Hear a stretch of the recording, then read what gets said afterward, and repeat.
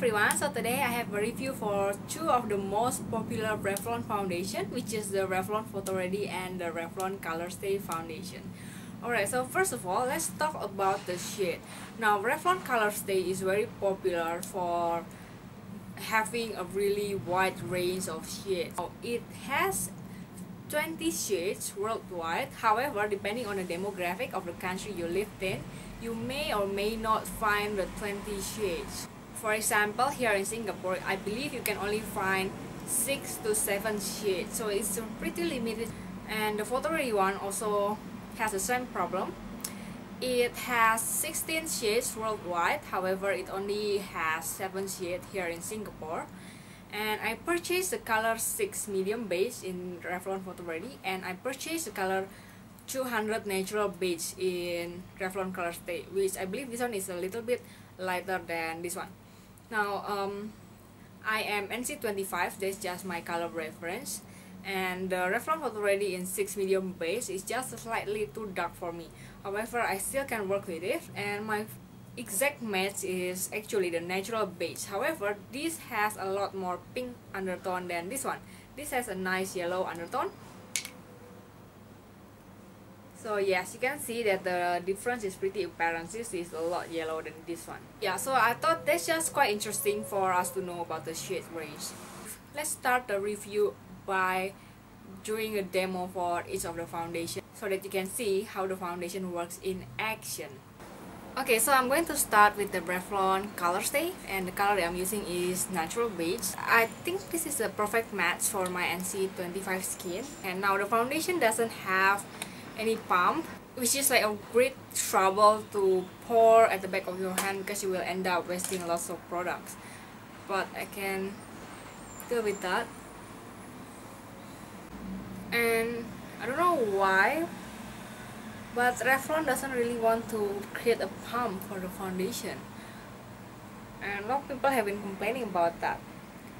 But seriously, since the consistency of this foundation is super thick, as you can see, if they have made some sort of pump, probably the pump is just going to clog all the time. So that's probably why Revlon doesn't really want to make a pump. So yeah, I'm just going to build up the coverage. And yes, this foundation is buildable. And I'm using a Sigma F80 flat kabuki brush, which is my favorite way to apply the foundation.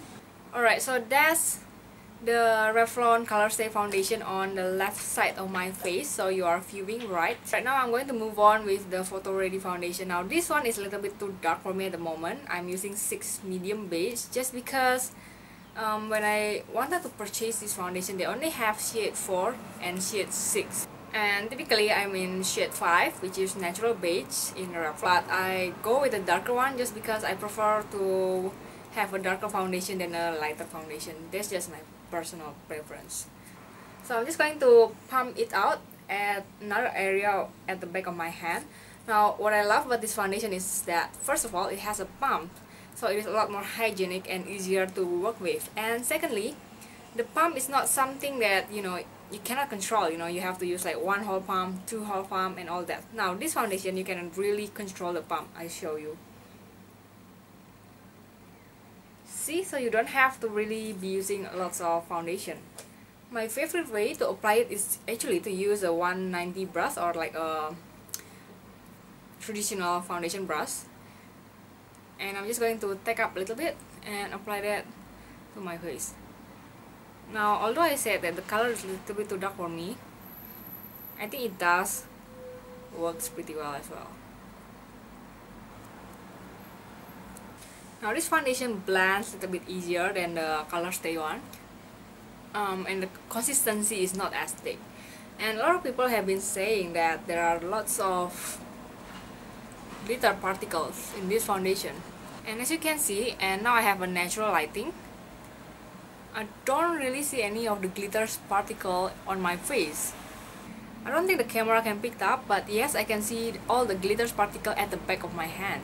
That is a Revlon PhotoReady foundation on the right side of my face, so you're viewing left. And I don't know whether the difference is going to be apparent on camera, so I'm just going to point that out. In my PhotoReady side, I have more glow than I am on my Colorstay side.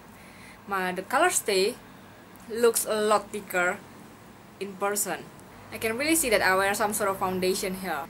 And the PhotoReady one looks a lot more natural than the Colorstay one.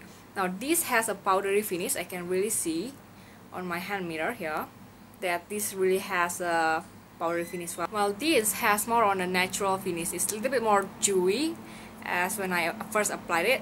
I think the coverage of the Colorstay one is heavier than the PhotoReady, just a bit. So they both have a medium to full coverage, and the Revlon Colorstay has a lot more coverage than the Revlon PhotoReady foundation. Now this says that it has a perfected airbrush finish, which I do agree, because this has a really natural matte finish, I would have to say. So it's not as heavy looking as the Colorstay. Now Colorstay one, I think it is best for theatrical makeup and all that, just because this really give a flawless canvas, but you really can tell that you have a foundation on with this one. I have a normal skin, and my preference for the foundation is that I prefer to have a dewy finish or natural dewy finish rather than a matte finish. Therefore, I don't adore the Colorstay foundation just because I can really tell that I have a foundation on when I use this. However, I love the versatility of the foundation because you can just easily short out the coverage by mixing with a moisturizer, as well as apply this with a damp sponge or a damp brush, so you can get a less coverage with this one, and it looks better and I prefer that. The PhotoReady one, on me, it doesn't have any glitters whatsoever, even under the natural lighting. However, I would have to say that if you do have a lot of pimples or freckles to cover up, this foundation might not work for you, just because those fine shimmer or glitters in the foundation is just going to accentuate that. So if you are not sure whether you are going to see the noticeably glitters on your face with this foundation, and I think in Singapore you do have a tester, so just test it on your face and see in a natural lighting whether you have an Edward Cullen face or not. But if you don't really have a tester in your countries, then I would just recommend you to check out the store's return policy, whether you can return it in case you don't like it, just because it's pretty gamble to try on this foundation. You never know how your skin will react with this foundation. They both have SPF. The Colorstay normal to dry skin one has SPF of 15, and I know that the oily skin formula has SPF of 6. So this one is a great evening foundation, just because it's not going to give you those pale face when you take picture under a flash photography. The Revlon PhotoReady one has SPF of 20, except that it doesn't flash back in photograph. In fact, this illuminates my face so beautifully under a flash photography. So yes, I do really highly recommend the Revlon if you don't see any shimmers or glitters on that. I wouldn't say that these foundations are great for going out during the day when the weather is really hot and humid, just because they both are not transfer free, so meaning that this foundation is going to melt throughout the day, and if you like blot your face with a tissue and then you touch your hand, or you touch your friend, or you hug your friend, this is going to transfer on that as well. Colorstay one is great if you have all skin type, because they make all formula for dry, normal and oily skin. And as much as I love the PhotoReady foundation, I would have to say that this is best for those of you who have normal skin, and better for dry skin than for oily skin, just because the foundation tends to grease up quite a bit when you have oily skin. On me, I got a good amount of 12 hours of wear with this foundation if I choose to powder it. With this foundation, I got a good amount of more than 14 hours without having to powder it. So definitely this one is a lot more long lasting than the PhotoReady one. Yeah, so that's a wrap of the review for these two foundations.